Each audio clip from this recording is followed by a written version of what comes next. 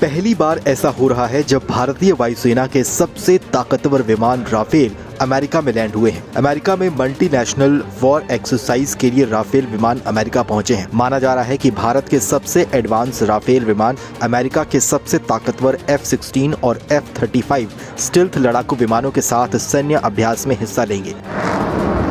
इन विमानों के साथ हवा से हवा में ईंधन भरने वाला IL-78 और C-17 परिवहन विमान भी शामिल है। अमेरिका तक जाने के लिए राफेल ने महाद्वीपों को पार किया। 4 सिंगल और 4 ट्विन सीटर के साथ कुल 8 राफेल विमान रेड फ्लैग अभ्यास में भाग लेने के लिए अमेरिका पहुंचे हैं। आपको बताएं तो एक तरफ चीन और दूसरी तरफ पाकिस्तान अपनी सेनाओं की ताकत बढ़ाने में लगा हुआ है। ऑल सोर्स एनालिसिस की ओर से सैटेलाइट तस्वीर जारी की गई है, जिसमें भारत की सीमा से महज 150 किलोमीटर की दूरी पर चीनी एयरबेस पर 6 J-20 लड़ाकू विमान और 6 J-20 स्टिल्थ लड़ाकू विमान नजर आ रहे हैं। इसके अलावा शांगत्से एयरबेस पर 8 J-10 विमान और एक KJ-500 एयरबोर्न प्रारंभिक चेतावनी और नियंत्रण विमान भी तैनात देखा जा सकता है। एक मीडिया रिपोर्ट में कहा गया है कि भारतीय वायुसेना इस एक्सरसाइज में दुनिया के सबसे बेहतरीन युद्धक विमानों के खिलाफ प्रशिक्षण करेगी।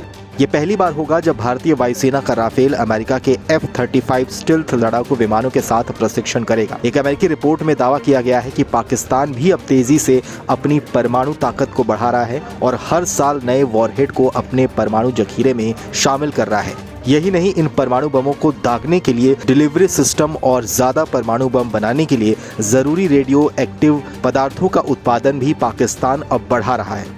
पाकिस्तानी सेना और वायुसेना ने नए ठिकानों और लॉन्चर बनाए हैं जो परमाणु फोर्सेस से जुड़े हो सकते हैं। अमेरिकी वैज्ञानिकों का अनुमान है कि पाकिस्तान के पास फिलहाल 170 से ज्यादा परमाणु बम मौजूद हैं। पाकिस्तान के पास प्लूटोनियम बनाने के लिए 4 रिएक्टर हैं, जिससे वो आने वाले कई दशक तक परमाणु बमों की संख्या बढ़ा सकता है। पाकिस्तान को उसकी सैन्य क्षमता को बढ़ाने में चीन बड़ी मदद कर रहा है। हालांकि चीन और पाकिस्तान दोनों तरफ से पैदा हो रही चुनौतियों के बीच भारत ने भी अपनी सेना को 2 मोर्चों पर युद्ध के लिए तैयार रखा है। भारत के पास लंबी दूरी तक मार करने वाली मिसाइलों के साथ साथ अब भारत अपनी वायुसेना को भी नए विमानों से अपग्रेड कर रहा है।